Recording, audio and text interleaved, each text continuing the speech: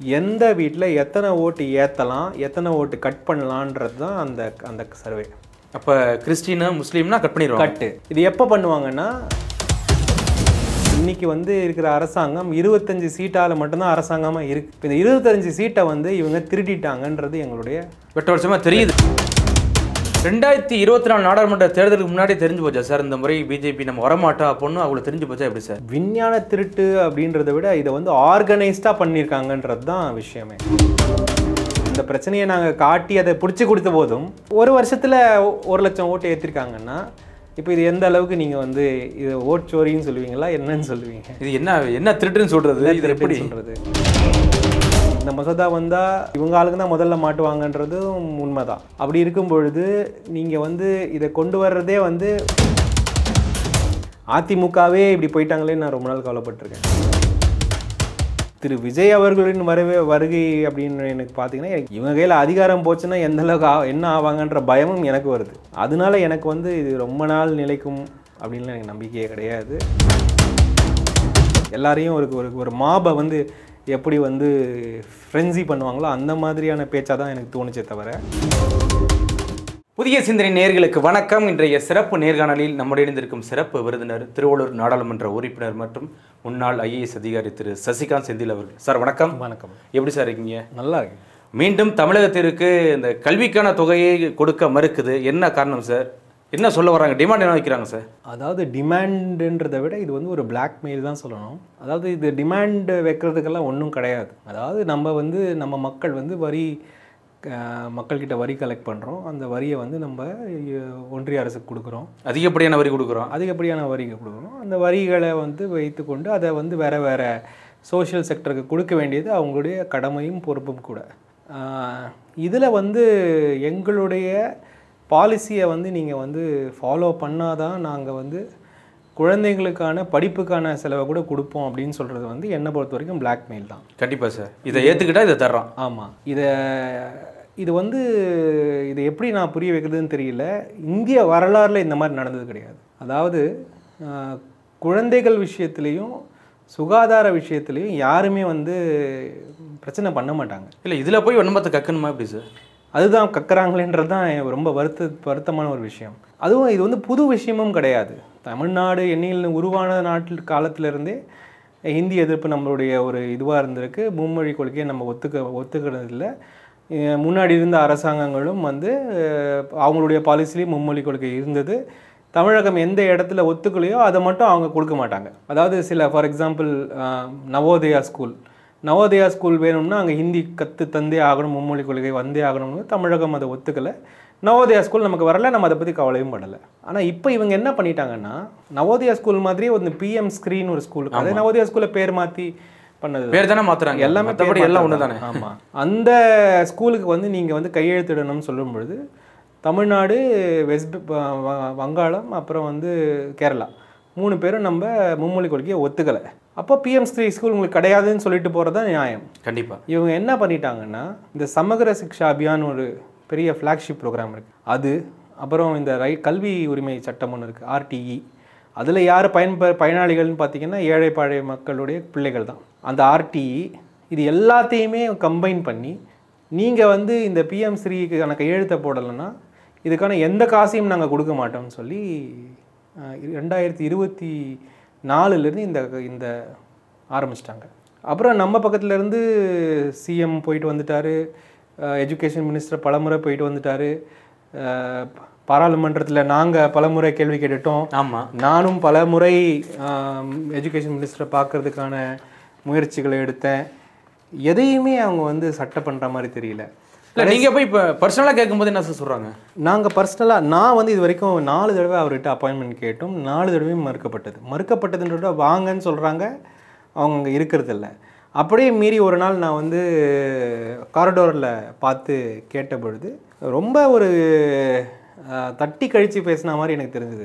நீங்கள் வந்து ஒத்துக்க மாட்டீங்க, நாங்கள் வந்து உங்களுக்கு காசு கொடுக்கணுமா? அப்போ நான் அவருக்கு என்ன நினைவுபடுத்தினேன்னா, சார் இது நீங்கள் கொடுக்குற காசு இல்லை சார், இது வந்து எங்கள் மக்கள்கிட்டேருந்து நாங்கள் கொடுத்த காசு, அதை கொடுக்கணுமா கொடுக்கக்கூடாதான்ற கேள்விகள்லாம் இடம் இல்லை சார். சரி, நீங்கள் அப்படியே ஒரு விஷயங்கள் பாலிசி விஷயங்கள் இருந்தாலுமே கூட வேறு விஷயங்களில் நீங்கள் அதை பண்ணிக்கலாம். ஆனால் குழந்தைகள் சம்மந்தப்பட்ட விஷயத்தில் உங்களால் எப்படி வந்து அதை பண்ண முடியும்? அது பண்ணுறது வந்து ஒரு தவறு மட்டுமல்ல, அது ஒரு பெரிய அட்ராசிட்டின்னு நான் அவருக்கு நினைவுபடுத்தினேன். அப்படி இப்படின்ட்டு கிளம்பி போயிட்டாங்க. அதுக்கப்புறம் நான் வந்து ஒரு ப்ரைவேட் மெம்பர் ரெசல்யூஷனை மூவ் பண்ணேன். பாராளுமன்றம் சரியாக இயங்க முடியவில்லை என்ற காரணத்துக்காக அதுவும் வரல. இப்போ நாங்கள் எடுத்த எல்லா முயற்சிகளுமே வந்து தட்டி கழுகப்படுகிறது. அப்புறம் நாங்கள் கமிட்டி ஒன்று இருக்குது, பார்லிமெண்ட்ரி கமிட்டிலையும் கூப்பிட்டு நான் பேசி பார்த்தேன். அதுலேயும் வந்து அவங்க பதில் வந்து இல்லை, எது கேட்டாலும் ஹைகமாண்ட் எங்களுக்கு என்ன சொல்லுதோ அதை நாங்கள் பண்ண முடியும் அதிகாரிகள் சொல்கிறாங்க. அப்போது இவங்க வந்து எனக்கு எப்படி தோணிடுச்சுன்னா, நம்மளுடைய பிள்ளைகளுடைய ஒரு அடிப்படை உரிமையை கூட காக்க முடியாத ஒரு ஆட்களை நாங்கள் மாறிட்டோமான்ற ஒரு கேள்வி என் மனசுக்குள்ள வந்துருச்சு. கண்டிப்பாக. அப்போ இவ்வளோ பேர் நம்ம வயசானவங்க இந்த தமிழ்நாட்டில் சுற்றுறோமே, அப்போ நமக்கு என்ன ஒரு இது இருக்குது? அதாவது இப்போ அடிப்படை வசதி தான் இது. நம்ம இப்போது வேறு யாரோ ஒருத்தங்களை வந்து அவங்க உரிமைகளை கேட்டு போராட்டம் பண்ணலாம், எது வேணால் பண்ணலாம். இது வந்து குழந்தைகள் சம்மந்தப்பட்ட விஷயம். அப்போ அவர்களுக்கு பொறுப்பெடுக்க வேண்டியது நம்ம தானே. கண்டிப்பாக. அப்போ நம்ம வந்து அவங்களுக்கு அந்த ஒரு இதை கூட வாங்கி கொடுக்க முடியாத ஒரு கையாலாகாத ஆட்களாக மாறிட்டோமோ அப்படின்னு எனக்கு ஒரு குற்ற உணர்ச்சி உங்களுக்கு தோணுது? கண்டிப்பாக வருது, எனக்கு வருது. ஏன்னா இது அப்படி ஒரு ஆஸ்பெக்ட் இது. இல்லை, வஞ்சிக்கிற அவங்களுக்கு வழியே சார். ஆனால் உங்களுக்கு ஏன் சார் வருது? எங்கள் குழந்தைங்க தானே வஞ்சிக்கப்படுறாங்க. இப்போ நம்ம வீட்டில் இருக்க குழந்தைங்களுக்கு ஒரு விஷயம் கிடைக்காத போது நமக்கு தானே கோபம் வரணும். அப்போது இதை விட ஒரு பெரிய விஷயம் நீங்கள் தமிழ்நாட்டில் உண்டான்ற கேள்வியும் எனக்கு வருது. அப்போது நீங்கள் ஒன்றிய அரசு வந்து நீங்கள் வந்து நீங்கள் இவ்வளோ விஷயங்கள் தமிழ்நாடு புறந்தல் இருக்கீங்க, பல விஷயங்கள் ஓகே, அதெல்லாம் நீங்கள் தள்ளிக்கோங்க. ஆனால் இந்த அளவுக்கு நீங்கள் வரும்பொழுது இதையும் நம்ம எப்படி பார்க்க? ஒருவேளை இங்கே அடிச்சாதான் இங்கே வலிக்கு நடிச்சு பண்ணுறாங்களா எப்படி சார்? குழந்தைங்க மேலே கை வச்சாதான் அவங்க வருவாங்களா, அப்படியாவது நம்ம பக்கம் வருவாங்களா அப்படிங்கிற ஒரு எண்ணம் வந்துருக்கு. வருவாங்கன்றதை விட அவர்களுக்கு வந்து அந்த குரூரம் இருக்குன்றது தான் எனக்குடைய ஒரு எண்ணம். இது வந்து என்னை பொறுத்த வரைக்கும் தமிழ்நாட்டில் முக்கியமாக நாம் கேட்க வேண்டிய கேள்வி, ஒரு ஜல்லிக்கட்டை எப்படி எடுத்து நம்ம நின்னோமோ, அது வாயில்லாத ஜீவன்களுக்காக நம்ம கலாச்சாரத்தாக நிற்கிறோம்னா, நம்ம பிள்ளைங்க விஷயத்துலையும் நம்ம நிற்கணுன்றது என்னுடைய ஒரு முக்கியமான ஒரு பார்வையாக இருக்குது. இதை வந்து அவங்க கொடுப்பாங்களா கொடுக்க மாட்டாங்களா, இந்த பணம் நமக்கு முக்கியமாக இல்லையா, இது இல்லாமல் நம்ம பண்ண முடியுமா, அது வேறு விஷயம். இதை வந்து நம்ம விடக்கூடாதுன்றதுல எனக்கு ரொம்ப ஒரு ஆழ் மனசில் இது வந்து எனக்கு தோணுது. ஏன்னா இல்லைன்னா நம்ம வந்து நம்மளுடைய கடமையிலிருந்து தவறுறோன்றது என்னுடைய பார்வை. ஆனால் அப்போ இந்த பிரச்சனை வந்து பூதாகரம் வெடிக்கும் போது பார்த்தீங்கன்னா, சரி எல்லாரும் தெரியுதுன்னு தமிழ்நாட்டுக்கு வந்து கல்வித்துறை கொடுக்க மாட்டேங்கிறான்னு நல்லா தெரியுது. இதற்கான போராட்டத்தை அறிவிக்கும் போது பார்த்தீங்கன்னா அடுத்தடுத்த ஒரு கிளர்ச்சியை உருவாக்குறாங்களா சார்? என்ன சார் மடைமாற்றம் பண்ணுறாங்களா? அப்படி இது தாண்டி இதை பற்றி பேசக்கூடாது நடந்துட்டு இருக்குது. மடைமாற்றம் பண்ணால் கூட இந்த விஷயத்தில் வந்து மடைமாற்றம்லாம் ஆக முடியாது. இது சாதாரண விஷயம் கிடையாது. இதை வந்து நான் வந்து சாதாரண விஷயமாக தள்ளிட்டு போக விரும்பலை. நீங்கள் வந்து பல வேறு விஷயங்கள் பண்ணிக்கோங்க, அதெல்லாம் ஓகே, நம்ம பார்த்துக்கலாம். இது வந்து கேட்கலன்னா ஐ டோன்ட் திங்க் நம்ம வந்து வி டிசர்வ். நம்மளும் இவ்வளோ வருஷம் அரசியல் சூழ்நிலைகளையும் பல போராட்டங்களையும் தாண்டி தான் தமிழ்நாடு இன்றைக்கி இருக்கிறோம். என்னை பொறுத்த வரைக்கும் இந்த விஷயம் எங்களுடைய பிள்ளைகளுடைய படிப்பில் நீங்கள் கையை வைப்பீங்கன்னா, அதை பிளாக்மெயில் மூலமாக நீங்கள் வைப்பீங்கன்னா, அதை நம்ம முழு மூச்சோட ஒரு தமிழனும் எதிர்க்க வேண்டிய காலம் வந்துவிட்டது தான் எனக்கு தோணுது. கண்டிப்பாக சார். அதுவும் உங்களுக்கு டேரெக்டாக எதிர்க்கிறாருன்னா பாருங்கள், நேரடியாக பார்த்து பேசும்போது உங்களை அவ்வளோ எதிர்ப்பு தெரிவிக்கிறாருன்னா, ஆமாம், அப்போ உண்மையிலே ஒரு இது தமிழ்நாட்டு மேலே ஒரு போட்டி பொறாமை இருக்க தானே செய்யுது. போட்டி பொறாமையோட வன்மம் அதாவது வந்து நீங்கள் வந்து எங்களுடைய கட்டுப்பாடில் வந்து நாடே வந்து நிற்கும்பொழுது நீங்கள் என்ன ஒரு ஆளான்ற மாதிரி தான் அவங்களுடைய ஒரு எண்ணமாக இருக்குது. அப்படி தான் எனக்கு அந்த டோன் எனக்கு அப்படி தான் புரிஞ்சுது. எங்கேயுமே ஒரு கன்சர்ன் இருக்கிற மாதிரி எனக்கு தெரியலை. ஸோ இன்றைக்கி வந்து இதை வந்து ஒரு ஃப்ளாஷ் பாயிண்ட்டாக தான் நம்ம எடுத்தாகணும். இன்றைக்கி பாஜக பக்கம் கொடி தூக்கிட்டு நிற்கிறவங்க எல்லாருக்கிட்டையும் நான் இந்த கேள்வி கேட்க விரும்புகிறேன். இது வந்து உங்களுக்கு இது நியாயமாக தோணுதா, இல்லை வந்து இதை நீங்கள் பார்த்தும் பார்க்காத மாதிரி இருக்கிறீங்களா, இல்லை இதுக்கு உங்களுடைய பதில் என்ன? இங்கே இருக்கிற பாஜக தலைவர்களே கேட்குறேன். நீங்கள் வந்து தமிழ்நாட்டு குழந்தைகளுடைய எதிர்காலத்திற்கே நீங்கள் வந்து வேட்டு வைக்கிறதுக்கு ரெடியாக இருக்கீங்கன்னா, உங்களை நம்பி எப்படி நாங்கள் வந்து ஒரு அரசியல் உரிமைகளோ ஒரு ஒரு ஒரு பலமோ கொடுக்கறதுக்கு மக்களுக்கு எப்படி வரும், மனசு எப்படி வரும்? இந்த நாடாளுமன்ற கூட்டத்தொடர் கூடுற சமயத்திலே முன்னாள் குடியரசு துணைத் தலைவர் தன்கர் வந்து ரிசைன் பண்ணிட்டு போயிருக்காரு. இன்றைக்கி வந்து ஹவுஸ் அரெஸ்ட் பண்ணியிருக்கதா சொல்கிறாங்க. எப்படி சார் பார்க்குறீங்க? அது எல்லோருக்கும் நடக்கிற ஒரு விஷயம்தான், தன்கருக்கும் நடந்திருக்கு. அது எப்போவுமே அந்த மாதிரி ஒரு ரிஜைமோடு சேரும் பொழுது இதெல்லாம் நடக்கிறது சகஜம்தான். இது வந்து எனக்கு வந்து சர்ப்ரைசிங்கான விஷயமெல்லாம் எதுவும் தெரியலை. அவங்களுக்குள்ளே என்ன நடந்தது நடக்கலைன்றது அடுத்த விஷயம். ஆனால் இது அந்த மாதிரி ஒரு ஃபாசிச சக்திகளோடு வேலை செய்ய எல்லாருமே அப்படி தான். சைனாலாம் பார்த்துருக்கீங்களா, திடீர்னு பிரைம் மினிஸ்டர் இருப்பார், அடுத்த நாள் காணாமல் போயிடுவார். ஆமாம், பெரிய பிஸ்னஸ் மேனாக இருப்பாங்க, அடுத்த நாள் காணாமல் போயிடுவாங்க. இந்த அலிபாபாவோட ஓனர் காணாமல் போயிட்டார். அந்த மாதிரி தான் இது, அந்த மாதிரி தான். அதுவும் பெரிய இருந்தாலும் பிஜேபியில் உள்ளவர் திடீர்னு ராஜினாமா பண்ணுறாங்கன்னா இப்போ இந்த அளவுக்கு அழுத்தம் இருக்கும். அழுத்தம் தான் அவங்களுடைய நார்மல் உணர்வே. அழுத்தம், வெறுப்பு, கோபம், இதெல்லாம் தான் அவங்களுடைய நார்மல் ஃபீலிங்ஸ். அதனால் இதில் வந்து புதுசான விஷயங்கள் எதுவும் கிடையாது. அதற்கு அடுத்து நம்ம தமிழகத்தை சேர்ந்த சிபி ராதாகிருஷ்ணனை இப்போ சூஸ் பண்ணியிருக்காங்க. எப்படி சார் பார்க்குறீங்க? மறுபடியும் தமிழ்நாடு மேலே இருக்கிற ஒரு அட்டாக் தான் இது. இங்கே சுற்றி நீங்கள் அங்கே தானே வரீங்க. நீங்கள் சுற்றி எப்படியாவது இவங்களை ஆர்ம் ட்விஸ்ட் பண்ணணும், எப்படியாவது பிளாக்மெயில் பண்ணணுன்ற ஒரே எண்ணத்தோடு தான் சுற்றுறீங்க. அதோடைய ஒரு நீட்சி தான் அது சிபி ராதாகிருஷ்ணன் அவர்களை ப்ரப்போஸ் பண்ணது. அப்புறம் இவங்க வந்து பாருங்கள், இவங்கெல்லாம் தமிழரை சப்போர்ட் பண்ணல அப்படின்னு ஒரு பிம்பத்தை காட்டுவதற்காக பண்ணக்கூடிய வேலை தான் அது. கண்டிப்பாக சார். சமீபத்தில் மக்களவை எதிர்க்கட்சி தலைவர் ராகுல் காந்தி அவர்கள் மிகப்பெரிய ஒரு குற்றச்சாட்டை வச்சுருக்காரு. அதாவது வாக்கு திருட்டு நடந்திருக்கு அப்படின்னு சொல்கிறாரு. குறிப்பாக பீகாரில் பார்த்தீங்கன்னா கிட்டத்தட்ட 65 வாக்காளர்கள் வந்து வெளியேற்றப்பட்டிருக்காங்க அப்படின்னு சொல்லி ஒரு குற்றச்சாட்டை வச்சுருந்துருக்காரு. அது இன்றைக்கி இந்தியா முழுவதும் புது ஆரம்பம் அடிச்சிட்டு இருக்கு. இன்றைக்கி கூட பார்த்தீங்கன்னா இன்றைக்கி பீகாரில் வந்து வாக்கு உரிமை பேரணி நடத்தியிருக்காரு. நம்ம தமிழக முதல்வர் கலந்துட்டார். எப்படி சார் பார்க்குறீங்க? இது வந்து எலெக்ஷன் கமிஷனை பொறுத்த வரைக்கும் அவங்க ஒரு சார்பாக நடந்துட்டுருக்காங்கன்றது வந்து எல்லாருக்கும் தெரிந்த உண்மை. அது வந்து எலெக்ஷன் ஷெட்யூல்லேருந்து ஆரம்பித்து எலெக்ஷன் நடக்கும்போது அவங்க எடுக்கிற சில முன்னெடுப்புகள்லேருந்து எல்லாமே அப்படி தான் இருக்குது. இது இல்லாமல் இவிஎம்மை பொறுத்த வரைக்கும் எங்களுக்கு இதில் நம்பிக்கை இல்லை. இது வந்து நீங்கள் நம்பகத்தன்மையான சிஸ்டமை கொண்டு வரணும்னு நாங்கள் ரொம்ப நாளாக சொல்லிகிட்டு இருந்தோம். எதையுமே அவங்க காது கொடுத்து கேட்குற மாதிரி இல்லை. அதாவது பிரைம் மினிஸ்டர் வந்து ஓப்பனாக கம்யூனலாக பேசுகிறார் ஒரு எலெக்ஷனுக்கு முன்னாடி. அது எதிர்த்து ஒரு நோட்டீஸ் கூட கொடுக்க முடியாத ஒரு எலெக்ஷன் கமிஷனாக மாறிக்கிட்டே வந்தாங்க. இப்போ நாங்கள் என்ன பண்ணோன்னா, எது கேட்டாலும் நாங்கள் பர்ஃபெக்ட்டு, எலெக்ஷன் கமிஷன் பர்ஃபெக்ட்டு, எங்களை பர்ஃபெக்ட்டுக்குன்னு சொல்கிறதுக்கு நீங்கள் யார், இப்படியெல்லாம் கேள்வி கேட்க ஆரம்பிச்சிட்டாங்க. நாங்கள் என்ன பண்ணோம், ஒரே ஒரு ஓட்டர் லிஸ்ட்டை எடுத்து, அவங்க வச்சுருக்க ஓட்டர் லிஸ்ட் இவ்வளோ நாள் அவங்க நாங்கள் பாதுகாப்பாக பர்ஃபெக்டாக வச்சுருக்க ஓட்டர் லிஸ்ட்டுன்னு சொன்ன ஒரே ஒரு கான்ஸ்டுவன்சியை எடுத்து ஒரு அனலைஸ் பண்ணி நாங்கள் போட்டோம். அதில் மட்டுமே 6 லட்சம் ஓட்டில் 1,50,000 ஓட்டு வந்து ஃபேக் ஓட்டாக இருக்குது. அதாவது வந்து டூப்ளிகேட்டாக இருக்குது, இல்லைன்னா ஒரே ஃபோட்டோ இருக்குது, இல்லைன்னா அட்ரஸே இல்லாதது இருக்குது, இல்லை 10 ரூமில் 60 பேர் இருக்குது, 80 பேர் தங்க, பல விதமான ஓட்டைகள் உடைச்சலோட ஒரே ஒரு ஓட்டர் லிஸ்ட்டு இருக்குது. இப்போ எல்லோரும் என்ன பண்ணுறாங்க, அந்தந்த ஓட்டர் லிஸ்ட் எடுத்து பார்க்கும்போது எல்லோரும் ஓட்டர் லிஸ்ட்டும் அப்படி தான் இருக்குது. அப்போ நாங்கள் கேட்குற கேள்வி என்னென்னா, நீங்கள் வந்து எந்த விதத்தில் பர்ஃபெக்ட்? முதல்ல நாங்கள் தொடர்ந்து சொல்லிகிட்டே இருக்கோம், இந்த மாதிரி எலெக்ஷனுக்கு முன்னாடி ஓட்டுகளை சேர்த்து அந்த ஓட்டுகளை விபரீதமாக எப்படியாவது அந்த வாக்குகளை அழித்து மேத்தமேட்டிக்கலாக சில இடத்துல வெற்றி பெறுறாங்கன்றதை நாங்கள் தொடர்ந்து சொல்லிட்டு வரோம். அது மகாராஷ்டிராலையும் ஆச்சு, ஹரியானாலையும் ஆச்சு. எப்படி இருக்குன்னா, ஒரு தொகுதி வந்து 100% அவங்க மேலே ஒரு அவநம்பிக்கையோடு ஜெயிக்கவே முடியாத ஒரு நிலைமையில் இருக்கும். அப்புறம் பார்த்தீங்கன்னா என்ன ஆகுன்னா, ஒரு திடீர்னு ஒரு ரெபல் கேண்டிடேட் வருவாப்பில், அவர் ஒரு 1000 ஓட்டு இப்படி கட் பண்ணுவாப்பில், ஒரு 2000 ஓட்டு அந்த பக்கம் சேரும். அப்படி மாதிரி தலைகீழாக மாறி ஒரு 500 ஓட்டில் நாங்கள் தோற்றுருவோம். அப்போ நாங்கள் என்ன சொன்னோம்னா, இது ஏதோ இன்ஸ்டியூஷனலாக நடக்குது, இதை வந்து பிளான் பண்ணி இன்ஸ்டியூஷனலாக பண்ணுறாங்கன்றதை நாங்கள் ரொம்ப நாளாக அவங்ககிட்ட சொல்லிகிட்டு இருக்கோம். இதை நீங்கள் செக் பண்ணுங்கள். எதுக்குமே மடியிறதா இல்லை. அப்போ நாங்களே எடுத்து பார்த்தோம். இப்போ இன்றைக்கி ஃபேக்ட் தானே, இதை அவங்களால மறுக்க முடிஞ்சுதா? ஒரு மறுப்பு அவங்களால தெரிவிக்க முடிஞ்சுதா? இது எல்லாமே ஃபேக்ட்டு. 1,50,000 ஓட்டு இப்படி இருக்குது ஃபேக்ட்டு.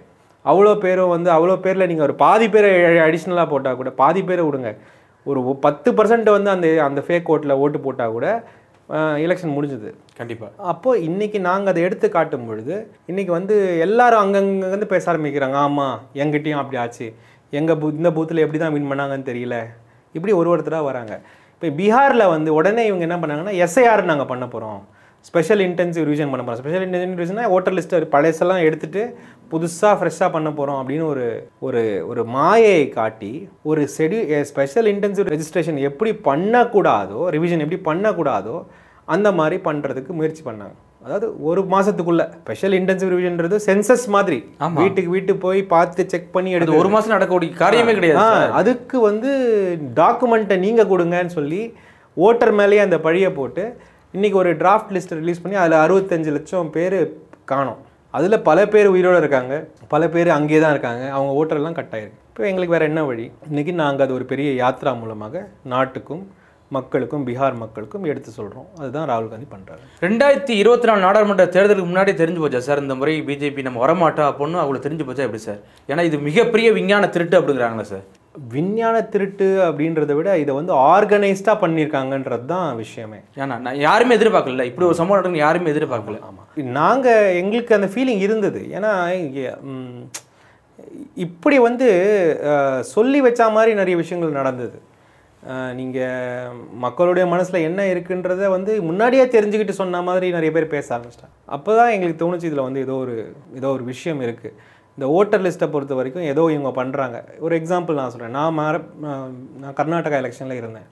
அப்போ என்ன ஆச்சுன்னா, எலெக்ஷன் நடக்கும்போது திடீர்னு வந்து எங்களுக்கு வந்து ஒரு நியூஸ் வருது.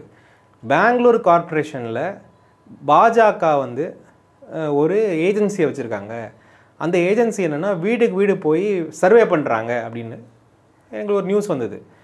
இது எதுக்குடா கார்ப்பரேஷன்காரங்க பாஜகக்காரங்க எதுக்கு சர்வே பண்ணணும்? யார் இந்த ஏஜென்சின்னு பார்த்தா அந்த ஏஜென்சியோட பேர் வந்து சிலுமேன்னு சொல்லிட்டு. அந்த சிலுமே யாருன்னு என்னன்னு பார்த்தா அது ஒரு ஆர்எஸ்எஸ் உடைய ஒரு விங். அது சரி, அப்போ கார்ப்பரேஷன் எதுக்கு ஒரு ஆர்எஸ்எஸ் உடைய விங்குக்கு என்ன கான்ட்ராக்ட் கொடுத்துருக்காங்கன்னு பார்த்தா வீடுக்கு வீடு போய் அந்த வீட்டில் எத்தனை பேர் இருக்காங்க, எத்தனை பேர் இந்து, எத்தனை பேர் முஸ்லீம், எத்தனை பேர் இந்த கணக்கெடுப்பு எதுக்கு எடுக்கிறாங்கன்றதை நாங்கள் பொறுமையாக அவங்க பின்னாடியே போய் அவங்க கூட பேசி பழகி வந்து பார்க்கும்பொழுது எந்த வீட்டில் எத்தனை ஓட்டு ஏற்றலாம், எத்தனை ஓட்டு கட் பண்ணலான்றது தான் அந்த சர்வே. அப்போ கிறிஸ்டினா முஸ்லீம்னா கட் பண்ணிடுவோம், கட்டு. அப்புறம் எந்த இடத்துலையாவது ஸ்லம் அந்த மாதிரி ஒரு நல்ல அவங்க ஓட்டு ஏற்றக்கூடிய இடமா இருந்தால் அங்கே ஒரு 10 ஓட்டு ஏற்றுறது. இது எப்போ பண்ணுவாங்கன்னா, எலெக்ஷன் நோட்டிஃபிகேஷன்லாம் வந்ததுக்கப்புறம் நாமினேஷன் தாக்கல் பண்ணதுக்கு முன்னாடி, நாமினேஷனுக்கு தான் லாஸ்ட் டே ஆஃப் இது, அதுக்கு முன்னாடி ஒரு 20 நாளுக்குள்ளே இதெல்லாம் கொண்டு போய் ஆன்லைனில் ஃபைல் பண்ணி இதை வந்து அப்படியே ஏற்றிடுறது. அப்புறம் ஒரே ஆள் பக்கத்து பூத்தில் போய் ஓட்டு போடுறது. இது வந்து ஒரு இதாக வச்சுருந்தாங்க. அப்போ நாங்கள் அந்த கம்ப்ளைண்ட்டை ரைஸ் பண்ணோம். இன்றைக்கி கூட நீங்கள் போய் பார்த்தீங்கன்னா நெட்லலாம் இருக்கும் அந்த சிலுமையை பற்றி. அந்த சிலுமை எந்த கான்ஸ்டுவன்சியில் ஒர்க் பண்ணாங்கன்னா, திரு ராகுல் காந்தி இப்போது காட்டினார்ல மகாதேவ்புரா, அதே கான்ஸ்டுவன்சியில் தான் அவங்க ஒர்க் பண்ணிட்டு இருந்தாங்க. அப்போ அவங்க அங்கே அந்த பிரச்சனையை நாங்கள் காட்டி அதை பிடிச்சி கொடுத்த போதும் ஒரு வருஷத்தில் 1 லட்சம் ஓட்டு ஏற்றிருக்காங்கன்னா, இப்போ இது எந்த அளவுக்கு நீங்கள் வந்து இது ஓட் சோரின்னு சொல்லுவீங்களா, என்னன்னு சொல்லுவீங்க? இது என்ன திருட்டுன்னு சொல்கிறது? இது எப்படி சொல்கிறது? தான் இன்றைக்கி வந்து இருக்கிற அரசாங்கம் 25 சீட்டால் மட்டும்தான் அரசாங்கமாக இருக்குது. இப்போ இந்த 25 சீட்டை வந்து இவங்க திருடிட்டாங்கன்றது எங்களுடைய வெட்ட வருஷமாக தெரியுது. அயோத்தியாவில் தோக்குறவங்க, கர்நாடகாவில் தோத்தவங்க எப்படி ஒரு 2-3 சீட் அதிகமாக கர்நாடகாவில் எடுக்க முடியும்? மகாராஷ்டிராவில் அதே லோக்சபாவில் தோத்தவங்க எப்படி வந்து அசம்பிளி எலெக்ஷனில் ரிவர்ஸ் ஆக முடியும்? இது எல்லாமே வந்து கேள்விக்குறியான இருக்குது. எல்லா இடத்துலையுமே வந்து ஃபேக்சுவல் விஷயத்தை மட்டும் தான் நாங்கள் சொல்லியிருக்கோம். ஏன்னா நாங்கள் ஏதாவது ஒரு சொன்னால் இவங்க அதுக்கு ரிவர்ஸ் பதில் கொடுக்குறாங்க. அதனால் நாங்கள் ஃபேக்டை மட்டும் தான் காட்டியிருக்கோம். அந்த ஃபேக்டை வந்து இன்றைக்கி இவங்களால் ரிவர்ஸ் பண்ணவே முடியாது. அந்த ஊப்பிலையோட சார்ந்த மையப்பகுதி, அந்த கோயில் இருக்க மையப்பகுதியிலே தோத்துருக்காரு. அப்படிங்கும்போது இப்போ என்ன நினச்சிருப்பாங்க, பற்றிலாம் இங்கேயே தோத்துட்டான் அப்படின்னா ஒரு பிம்பத்தை உருவாக்குறதுக்காண்டி அது தோத்துருப்பாங்களா எப்படி சார்? அது பிம்பம்லாம் உருவாக்கலாம். அவங்க தோத்தது நிஜம்தான், பல இடங்களில் தோத்தது நிஜம்தான். ஆனால் இந்த மாதிரி ஆர்கனைஸ் நம்மளே பேசணும்ல சார். ஆரம்பத்தில் பாருங்கள், பிஜேபி எங்கெல்லாம் ஜெயிக்கும்னு நினச்சா அங்கெல்லாம் தோத்துருக்கு அப்படின்னு நம்ம பேசணும்ல. அது அவங்க வந்து ஆரம்பத்திலேருந்தே அவங்க வந்து இந்த organised way of voter manipulation பண்ணிகிட்ருக்காங்க. அதோடைய இம்பேக்டாக தான் வந்து நம்மளால் வந்து யாருமே புரிந்து கொள்ள முடியாத வெற்றிகள்லாம் வர்றது. நீங்கள் பார்த்தீங்கன்னா ஃபார் எக்ஸாம்பிள் நிறைய இடங்களில் யாருமே எதிர்பார்க்கல சத்தீஸ்கர் தோல்வி. ஆமாம், யாரும் எதிர்பார்க்கல. 100% ஜெயிக்கிற மாதிரி இருந்தது. ஹரியானா தோல்வி யாரும் எதிர்பார்க்கல, 100% ஜெயிக்கிற மாதிரி இருந்தது. ஸோ இதெல்லாமே மேத்தமேட்டிக்கலாக தோற்கடிக்கப்பட்ட இடங்கள். கேரளாவில் ஒரே ஒரு பிஜேபி எம்பி ஜெயிச்சிருக்காரு. என்னடா ஒரே ஒரு ஆள் வந்துட்டாரு அப்படின்னு எல்லாரும் எதிர்பார்த்தது. அது ஒரு பெருசாக பேசப்பட்டது. என்னன்னா கேரளாவில் முதல்ல பிஜேபி ஜெயிச்சிருக்கு அப்படின்னு சொல்லி அவருக்கு இணையமைச்சர் பதவியெல்லாம் கொடுத்தாங்க. இப்போ அதுவும் இப்போ டூப்புன்னு சொல்கிறாங்க சார், உண்மைதானா? எல்லா இடத்துலையும் இவங்களுக்கு ஒரு சிஸ்டம் வச்சுருக்காங்க. இந்த சிஸ்டம் இதுதான், இந்த அடிஷன் டெலிஷன். இந்த சிஸ்டமை வச்சு அவங்க ஈஸியாக வந்து ஓட்டை மேனிப்புலேட் பண்ணிட்டு போகிறாங்க. அது லாஸ்ட் ஃபியூ டேஸ். இப்போ பீகாரில் 65 லட்சம் பேர் நீக்கப்பட்டிருக்காங்க. ஆனால் தமிழ்நாட்டில் வந்திருக்காங்க ஒரு 10லேருந்து 15 லட்சம் பேர் இங்கே தமிழ்நாட்டில் இருக்காங்க அப்படின்னு சொல்கிறாங்களே சார். வரப்போகிற சட்டமன்றத்தில் குறி வைக்கிறாங்களா எப்படி சார் பிஜேபி? எல்லாம் பண்ணுவாங்க, கண்டிப்பாக பண்ணுவாங்க. அதில் ஒன்றும் மாற்றுக்கிறதே கிடையாது. அவங்களுடைய எண்ணமே இப்போ நீங்கள் ஒரு பெரிய டீம் இறக்குவாங்க பாருங்கள், எல்லா ஆர்எஸ்எஸ்காரங்களா உங்கள் தெருக்கள் நீங்கள் பார்த்தீங்கன்னா திடீர்னு இந்த ஜிப்பா போட்டு 4 பேர் சுற்றிட்டு இருப்பாங்க. இது எல்லாமே வெளியேந்து இறக்குமதி செய்யப்பட்ட வஸ்துக்களாக தான் இருப்பாங்க. அவங்க எல்லாருடைய வேலையே இதுதான். எத்தனை ஓட்டு எத்தனை வீட்டில் எத்தனை ஓட்டை கட் பண்ணணும் எத்தனை ஓட்டை ஏற்றணும் அப்படின்றது தான் அவங்களுடைய எய்மாகவே இருக்கும். இவ்வளோ பிரச்சனை போயிட்டு இருக்கு. அந்த சமயத்தில் ஒரு மசோதா நிறைவேறதுக்காக கொண்டு வர்றாங்க. அதாவது 30 நாளில் சிறையில் இருந்தால் ஒரு அமைச்சர் சிறையில் இருந்தால் 31 நாளில் பதவி விலகணும் அப்படின்னு சொல்லி ஒரு மசோதா கொண்டு வராங்க. எதுக்கு சார்? அதை மறக்கவா இல்லை வந்து இது எப்படி சார் உண்மையிலே இந்த பிரச்சனையை கிளப்புறாங்களா எப்படி சார்? இல்லை, இதெல்லாமே வந்து ஒரு பாலுக்கு அப்புறம் ஒரு பாலாக போட்டுக்கிட்டே இருக்கிறது அவங்களுடைய ஒரு இது வந்து ஒரு பழக்கமாகவே அவங்க வச்சுருக்காங்க. ஒன்றை மறைக்க ஒன்று ஆரம்பிக்கிறது. இதை வந்து நீங்கள் இப்போ இதை பற்றி பேசிக்கிட்டே இருப்போம் நம்ம. இது இந்த மசோதா பாஸ் ஆனாலும் அவங்களுக்கு ஓகே தான், பாஸ் ஆகலைனாலும் ஓகே தான். பாஸ் ஆகிற மாதிரி கொண்டு போய் பல பேரை மிரட்டி பல வேலைகளை சாதிக்க வச்சிடலாம். ஷார்ட் டேர்மாக கூட அவங்க யோசிச்சிருக்கலாம் நிறைய விஷயங்களில். ஏன்னா இந்த மசோதா வந்தால் இவங்க ஆளுங்க தான் முதல்ல மாட்டுவாங்கன்றது உண்மை தான். அப்படி இருக்கும் பொழுது நீங்கள் வந்து இதை கொண்டு வர்றதே வந்து ஒரு மிரட்டலுக்காக தான். இன்றைக்கி வந்து 2 பேர் வந்து இன்றைக்கி அவங்க அரசாங்கத்துக்கு சப்போர்ட் தெரிவிக்கலைன்னா அரசாங்கம் டவுன். அந்த 2 பேரை எப்படி இன்னும் ஹார்ம் ட்விஸ்ட் பண்ணி வச்சுக்கலான்றதுக்கும் இது ஒரு வழியாக கூட இருக்கலாம். அதுதான், வேற ஒன்றும் இல்லை. இல்லை, ஒருவேளை நீ என் திருட்டை கண்டுபிடிச்சியா, நான் இது பாரு உன்னை மிரட்டுறேன் அப்படிங்கிற தோணியில் இந்த மசோதா நிறைவேற்றப்பட்டிருக்கு அப்படி சார்?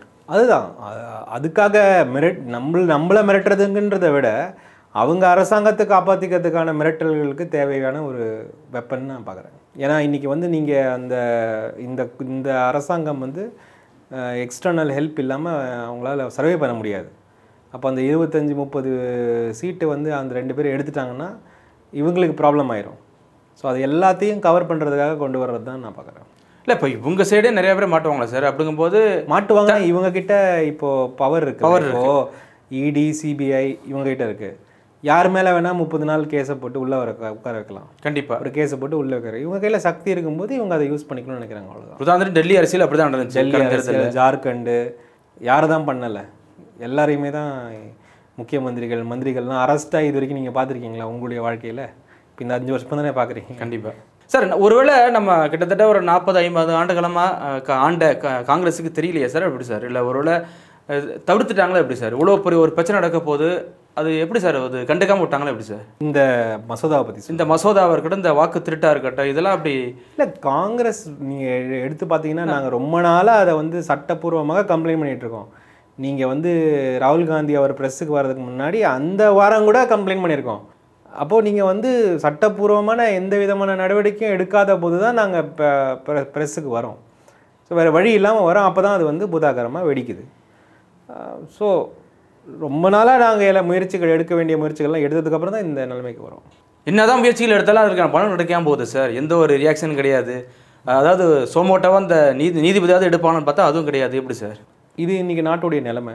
பட் இதை எதிர்த்து போராடி தான் ஆகணும். இன்றைக்கி வந்து நம்ம மக்கள் மன்றத்தில் தான் நம்மளுடைய விஷயங்களை எடுத்து வைக்கிறோம்.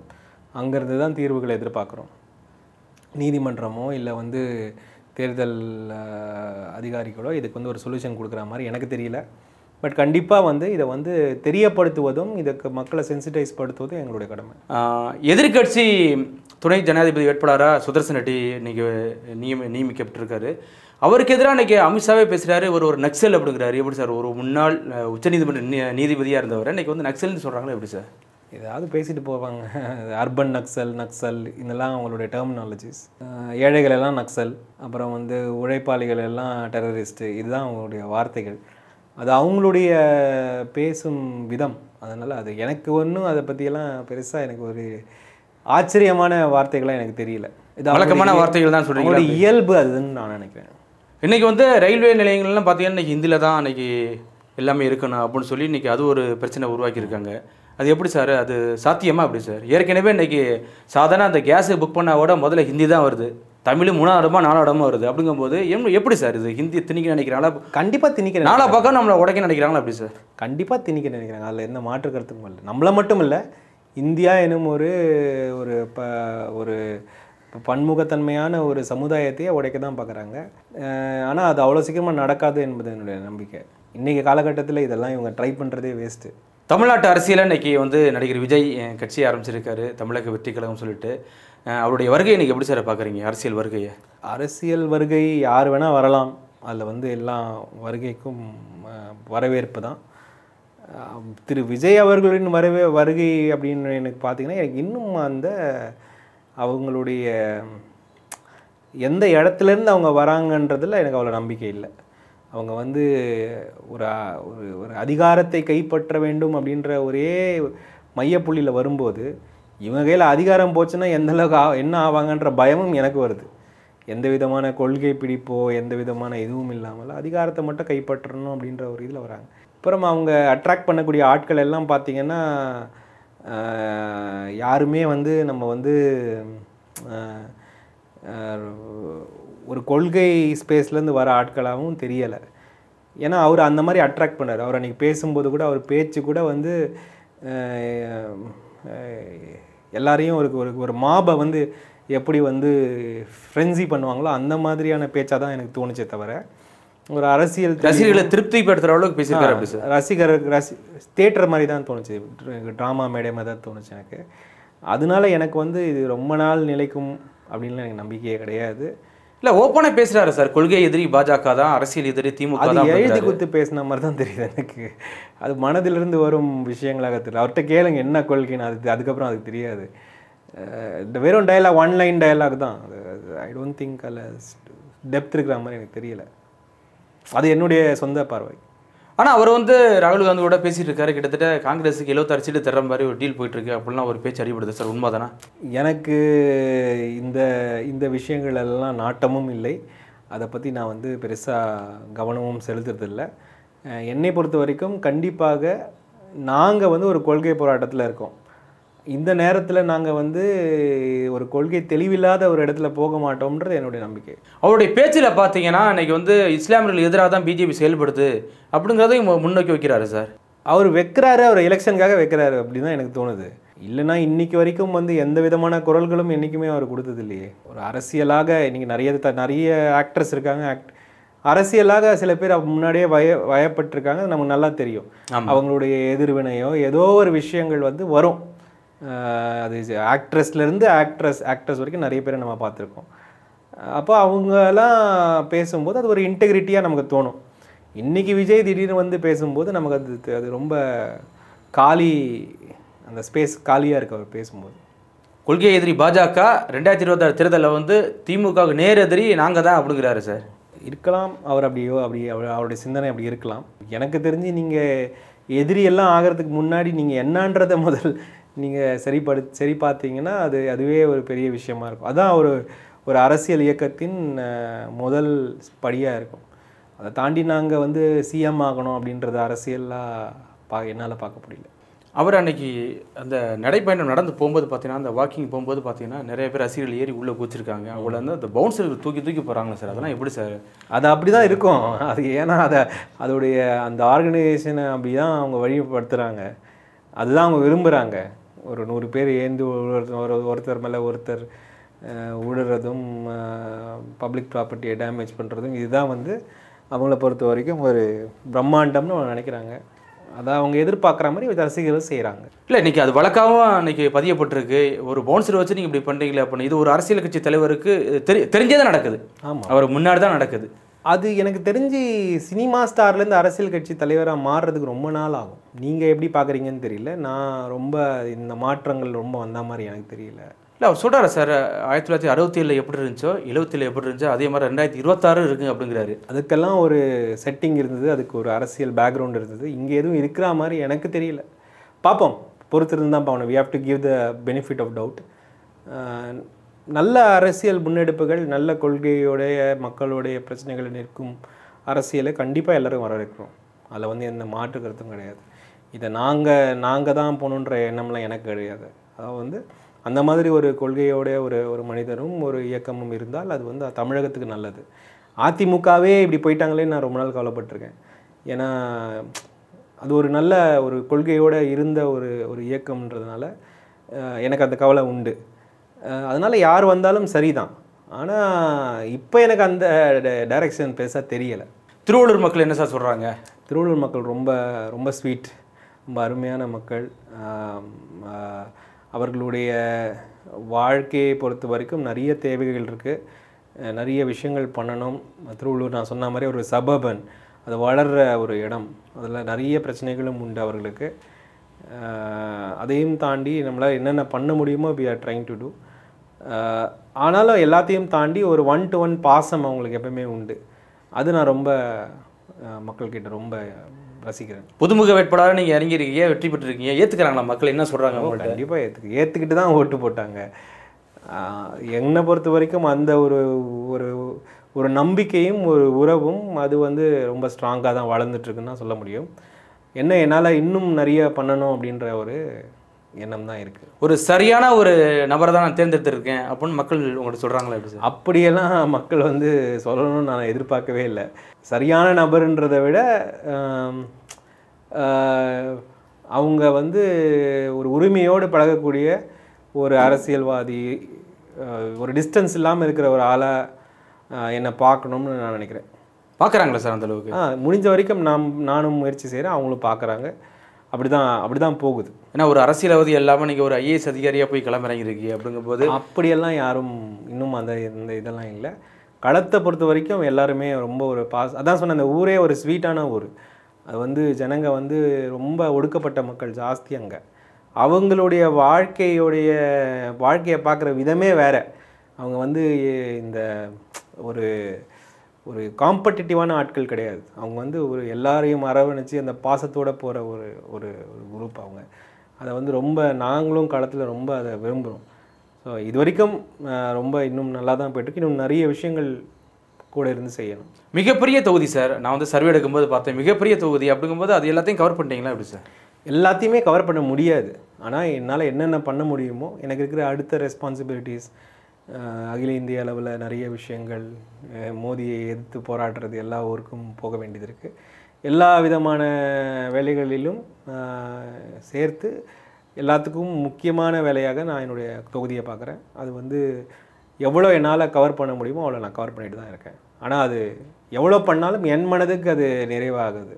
அது இன்னும் பண்ணணும், நிறைய பண்ணணும்னு தான் தோணும். 2026 தேர்தலை பொறுத்தளவுக்கு இப்போ விஜய் அவர் வந்திருக்காரு. இதனால் திமுக கூட்டணியுடைய வாக்குகள் சரியும் அப்படின்னு சொல்கிறாங்க சார், உண்மைதானே எப்படி சார்? விஜய் வருகையினால் இப்போ திமுகவுடைய கூட்டணி கட்சிகளுக்கான வாக்குகள் சரியுமா எப்படி சார்? அதை பொறுத்து தான் பார்க்கணும். அது வந்து கண்டிப்பாக ஒரு வாக்கில் வந்து சில டிஃப்ரென்சஸ் ஏற்பட தான் செய்யும். அது வந்து எலெக்ஷனை பொறுத்த வரைக்கும் ஒரு பக்கம் சரிஞ்சால் ஒரு பக்கம் ஏறும், இன்னொருத்தங்களுக்கு அதிகமாக சரிஞ்சால் நமக்கு ஜாஸ்தியாக ஏறும். இந்த ஈக்குவேஷன் காம்பினேஷன்லாம் இருக்குது. அதை பார்க்கணும், எந்த பக்கம் சரியும் எந்த பக்கம் ஏறும்ன்ட்டு. பட் என்னை பொறுத்த வரைக்கும் வந்து ஒரு இன்றைக்கி இருக்கிற ஒரு கொள்கை சண்டையில் மக்கள் தெளிவாக தான் இருக்காங்க. அது மாற்றி போட மாட்டாங்க. கண்டிப்பாக சார், தொடர்ச்சியாக சந்திப்போம். மிக்க நன்றி சார். நன்றி, தேங்க்யூ.